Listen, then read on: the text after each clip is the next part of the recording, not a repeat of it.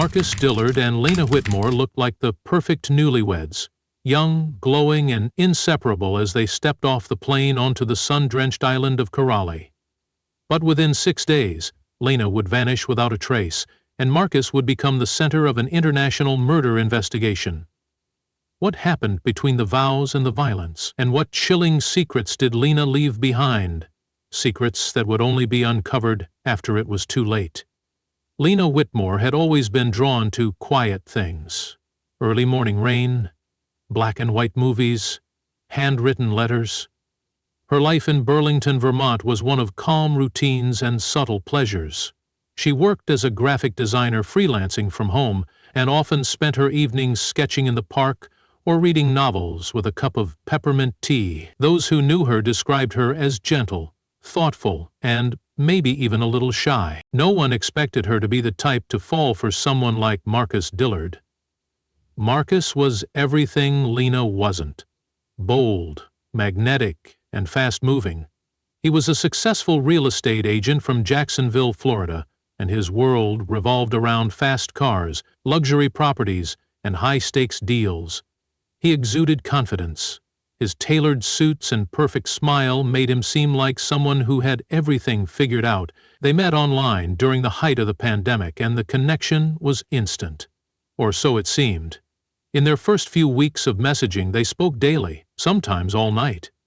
He complimented her constantly, listened intently, and made her feel like the center of the universe.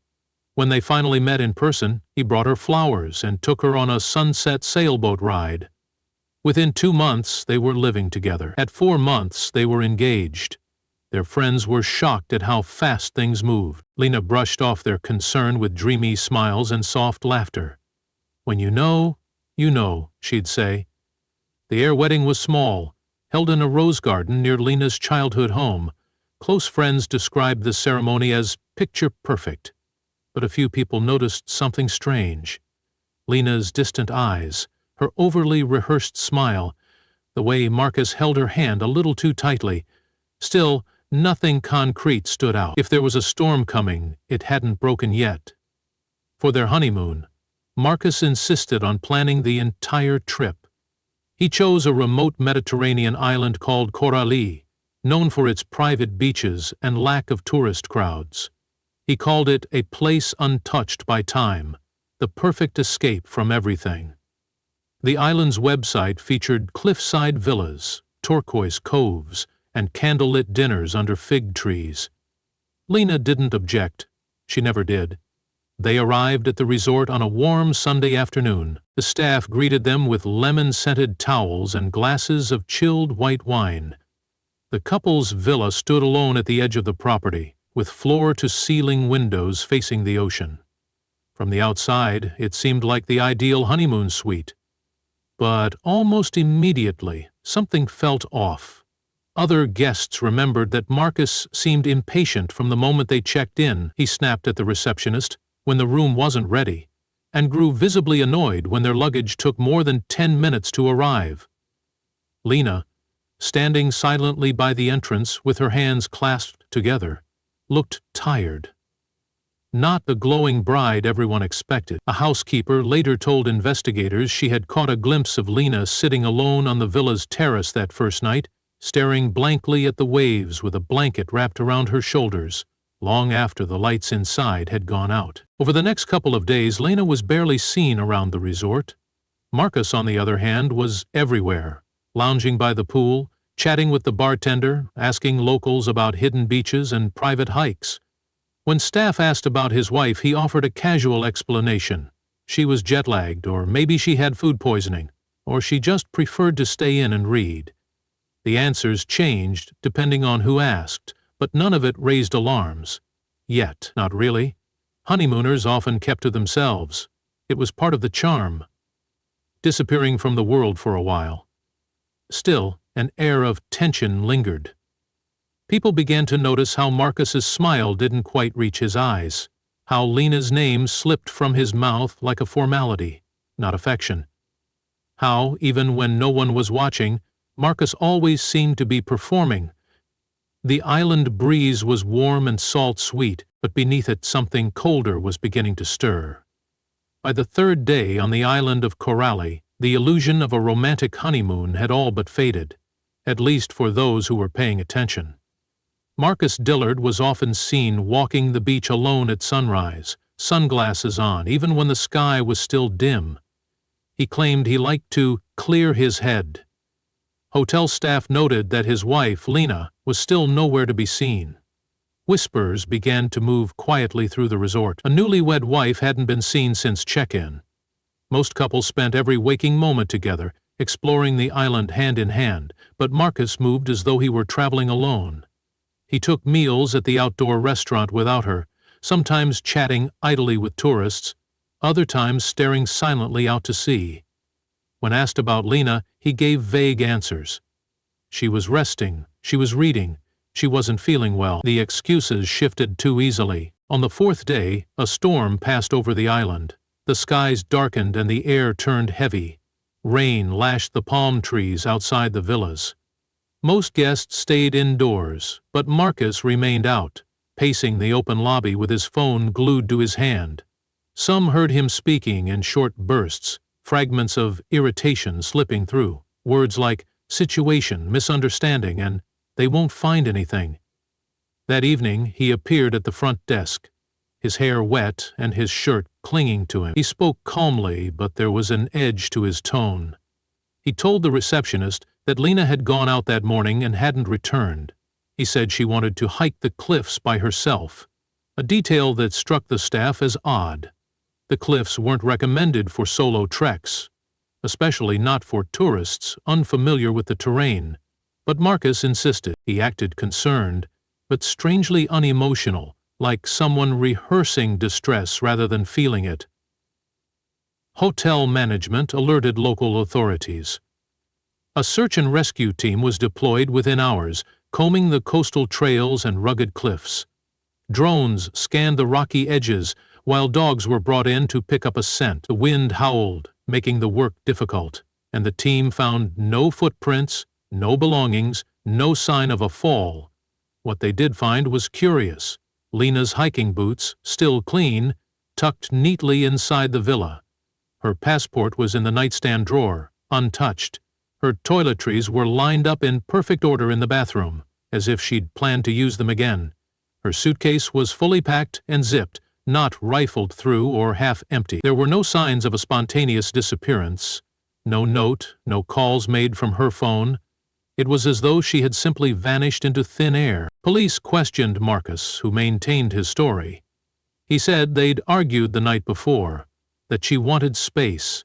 She needed time to think, he explained, and he'd respected that. When they pressed further, he described her as emotionally unstable. He said she'd cried a lot lately, that she had a history of anxiety, and might have done something reckless, but something didn't sit right. His words were too polished, too prepared, and the timeline he gave had gaps. Time frames where he claimed to be at the beach but couldn't recall which one. Hours where he said he'd been just walking without a clear path. Surveillance cameras in the area were limited, but one near the back service road showed Marcus returning alone around dawn, damp and barefoot, his shirt wrapped around something in his arms. The footage was grainy. The object was unclear, but it was enough to raise eyebrows. As the hours turned into days and still no trace of Lena appeared, public interest grew. News outlets in the U.S. picked up the story of the missing honeymooner in paradise. The island, once known for its untouched beauty, was now under a different kind of spotlight. And through it all, Marcus Dillard remained at the center. Cool. Still watching. As the investigation into Lena Whitmore's disappearance continued, the atmosphere on the island shifted from curious to uneasy. The honeymooners and retirees who had chosen Coralie for its peace and privacy now whispered over dinner tables and exchanged worried glances in the hallways. The resort, once filled with the sound of clinking wine glasses and soft music, grew noticeably quieter. Everyone knew something was wrong, but no one could quite say what. Then, a new thread began to unravel the mystery. Noelle Tran, a Canadian travel photographer in her early 30s, had been staying at the same resort. She had been keeping to herself for most of the trip, scouting for coastal landscapes and ruins to shoot. But when she heard that a fellow guest had vanished, something clicked in her mind. She went to the front desk and asked to speak to the police. Noelle explained that just a day before Lena went missing, they had crossed paths in the resort garden near dusk. She hadn't thought much of it at the time. Lena had been sitting alone on a stone bench beneath the olive trees. Her hands were fidgeting in her lap. Her eyes darted up when Noelle passed, and the two exchanged brief hellos. But just as Noelle turned to leave, Lena spoke again. She didn't raise her voice or ask for help. She simply said, "Something strange." Something Noelle had nearly forgotten until now. "If anything happens to me, look at my husband's hands." The phrase lodged itself in the minds of the investigators like a splinter. It was strange, specific, ominous. What did she mean? Was it a metaphor, or something more literal? Police returned to Marcus with new questions, asking to examine his body. At first, he resisted, but under pressure he rolled up his sleeves and removed his shoes. On the surface he appeared uninjured, but upon closer inspection, there were small but telling marks, faint red scratches along the backs of his hands and bruising along his right wrist. When asked to explain them, he claimed they were from a hike, just scrapes from the rocks. But the terrain of the cliffs was soft limestone, not sharp. His explanation didn't fit. Emboldened by Noelle's tip, detectives searched the couple's villa more thoroughly. Behind the dresser, wedged between the wall and the floorboard, they discovered a small spiral-bound notebook. It was Lena's journal. At first glance, it seemed harmless. Sketches, poems, daily reflections. But deeper into the pages, the entries changed. The handwriting grew shakier. The content turned darker. Lena had written about feeling isolated, about how Marcus was no longer the man he claimed to be. One entry simply read, "He's starting to control everything. What I eat, who I talk to, even when I sleep, I don't feel safe anymore." Another, dated just 3 days before her disappearance, said, "He watches me when I pretend to sleep. I don't know what's going to happen when we leave this island. Maybe nothing, maybe everything." These words, combined with Noelle's recollection and the scratches on Marcus's hands, painted a far more disturbing picture than anyone had originally imagined. Still, there was no physical evidence of a crime, no body, no blood, no weapon. Lena had simply vanished, leaving behind fear inked in pages and a single cryptic sentence whispered to a stranger. The case teetered on the edge, haunting, circumstantial, incomplete. And then something unexpected happened. A tech specialist assigned to the case recovered partial footage from a weather-damaged security camera near the cliffside trail. The timestamp placed the activity just before dawn, hours before Marcus reported Lena missing. The video was grainy, distorted by mist and salt, but something could be seen. A figure, unmistakably male, dragging what appeared to be a wrapped shape toward the edge of the cliff. No second figure followed. There was no sign of Lena walking alone. Though the footage was not definitive, it cracked open the case in a new way. Marcus's timeline had been pierced. His story, built on sand and charm, was starting to collapse. And still the sea kept its secrets. The island of Corrali had never seen this much police presence. What had started as a simple missing persons case was now drawing in forensic teams, international press, and federal agents from the U.S. The idyllic resort was sealed off from the public, and its guests, once lounging by the infinity pool or sipping cocktails at the cliffside bar, now watched silently as officers marked off paths with yellow tape and investigators combed the terrain with metal detectors and cadaver dogs. Despite the chilling footage from the cliffside camera and the disturbing entries in Lena's journal, Marcus Dillard still hadn't been charged. He'd been brought in for questioning again, and again he insisted on his innocence. He said the video was misleading, the scratches irrelevant, the journal exaggerated. Lena was sensitive, he told them.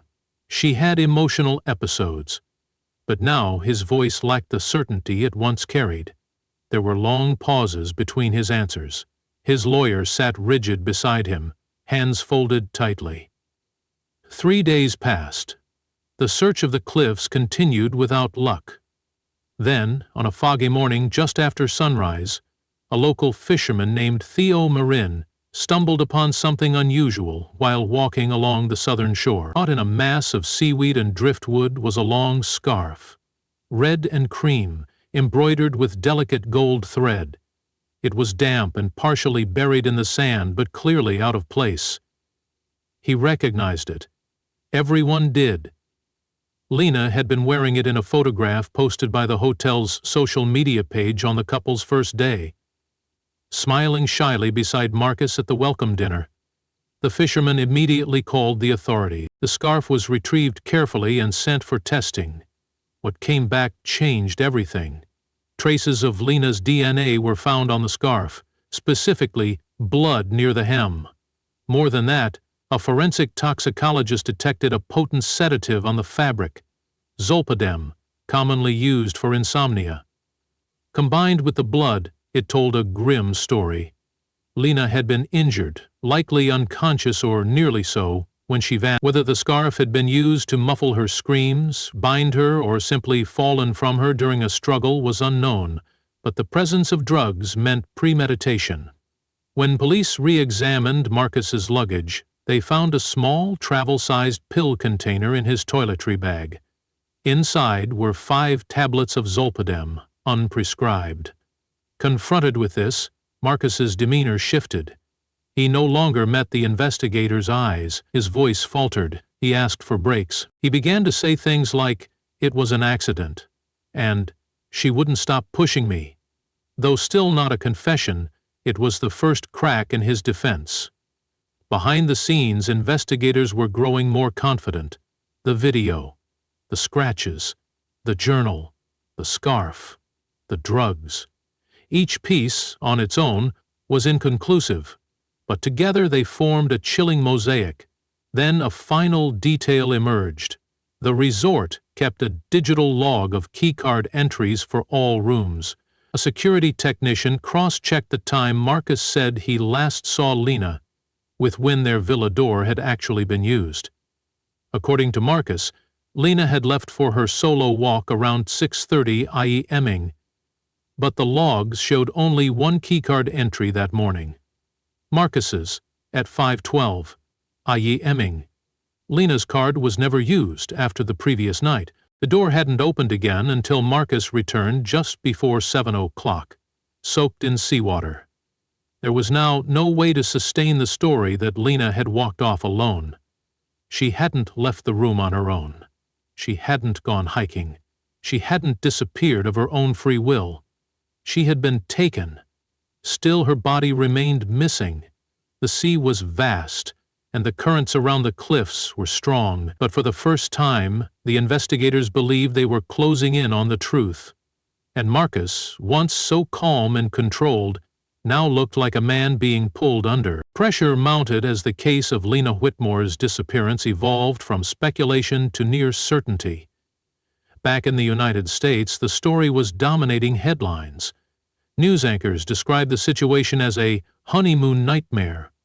Commentators dissected Marcus Dillard's interviews. Body language experts appeared on daytime shows analyzing his every blink and twitch, and true crime forums filled with amateur theories about what had really happened on the island of Coralie. But beneath the media frenzy, law enforcement remained cautious.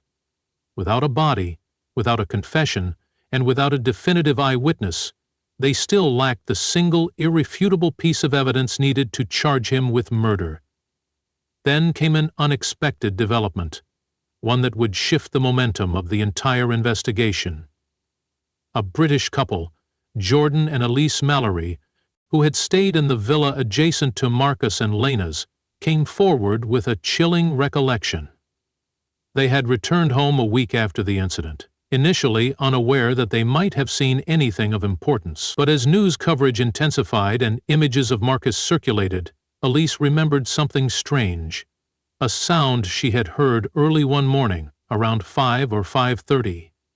She had been awake, jet-lagged, sipping tea by the window, when she heard a low thud, like something heavy hitting the ground. Then, moments later, the faint sound of dragging. She didn't think much of it at the time, assuming it was staff moving supplies, but what stood out now was the eerie quiet that followed.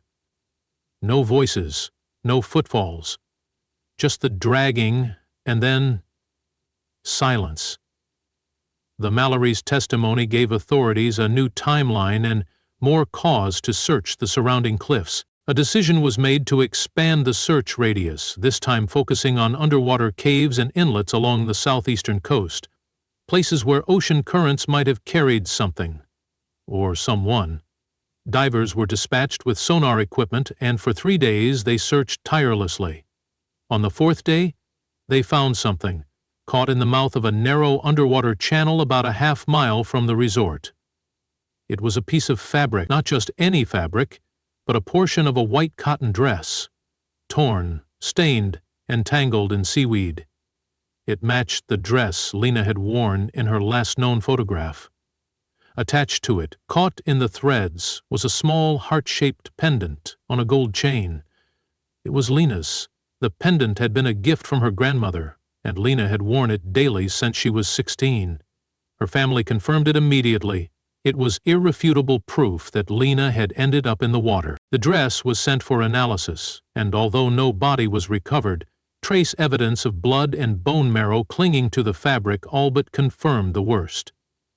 This time, the science filled in what the sea had tried to erase. Faced with the mounting evidence, Marcus was detained on suspicion of murder.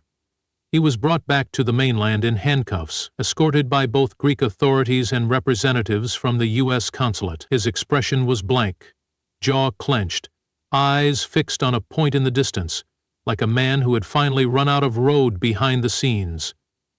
Prosecutors were preparing their case. They didn't need a corpse to prove guilt now. The circumstantial web had become a cage. And inside it was a man who had counted on silence, on doubt, on the disappearance itself to protect him. But now, the tide had turned. The pieces of Lena's last hours were no longer scattered and hidden. They were beginning to speak. Marcus Dillard's trial began 9 months after the incident, in a packed courthouse in Jacksonville, Florida. The prosecution had pushed for extradition and succeeded, arguing that Lena Whitmore was a U.S. citizen, and Marcus's alleged actions began well before they ever set foot on the island of Corrali. The courtroom buzzed with reporters, true crime podcasters, and members of the public who had followed the case obsessively. The trial was broadcast live across several networks. Everyone wanted to see the man at the center of the storm finally answer for what had happened. Marcus appeared composed, dressed in a tailored gray suit, his hair neatly parted. But gone was the smug charm he once flaunted. In its place was something hollow, tired eyes, clenched jaw, and a stiffness that betrayed the pressure building beneath his skin. His defense team maintained the same story he'd clung to for months, that Lena had gone for a walk, likely lost her way, and tragically fallen to her death. No violence, no crime, just a sad accident amplified by media hysteria. But the prosecution had spent those 9 months preparing an airtight narrative, and this time they had more than theories. They called to the stand forensic analysts who explained how zolpidem had been found on Lena's scarf, and how the bruising pattern indicated restraint. A marine expert testified how the underwater currents around Corrali could have easily pulled Lena's body into the narrow channel where part of her dress was recovered. Then came the digital evidence.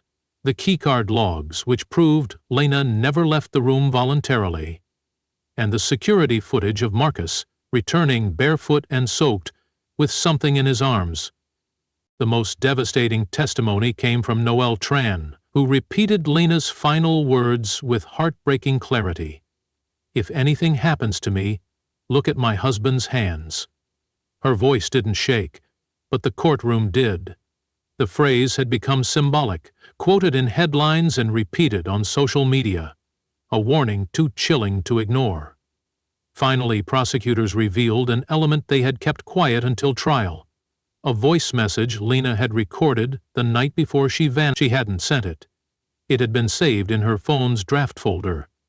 It was only discovered after a deep forensic scan by the FBI. In the audio, Lena's voice was soft but unsteady. She spoke slowly, almost in a whisper. She said she felt unsafe, that Marcus had become someone she didn't recognize, that she wanted to go home but was afraid of what might happen if she tried. The jury listened in utter silence. The defense attempted to discredit the message, claiming Lena was unstable, emotional, possibly paranoid. But the journal, the scratches on Marcus's hands, and the undisputed physical evidence undercut every word they spoke. After 5 weeks, both sides rested. The jury deliberated for 3 days. On the afternoon of the 3rd day, the verdict was read aloud. Guilty, murder in the 2nd degree. The courtroom erupted, some in relief, others in restrained applause. Lena's parents, sitting in the front row, wept quietly. Marcus Dillard stared straight ahead, his face unreadable, as if even now he couldn't believe the outcome, as if the walls that had finally closed in on him weren't real. He was sentenced to life in prison without the possibility of parole. In the weeks that followed, Lena's story became something more than a headline. Her artwork was displayed in a small gallery back in Burlington. A scholarship in her name was established for young women in the creative arts, but the haunting questions remained. How a man could mask his darkness so well, and how quickly a fairy tale could become a nightmare. The sea had taken her body, but it hadn't taken the truth. And in the end, that was what brought her justice.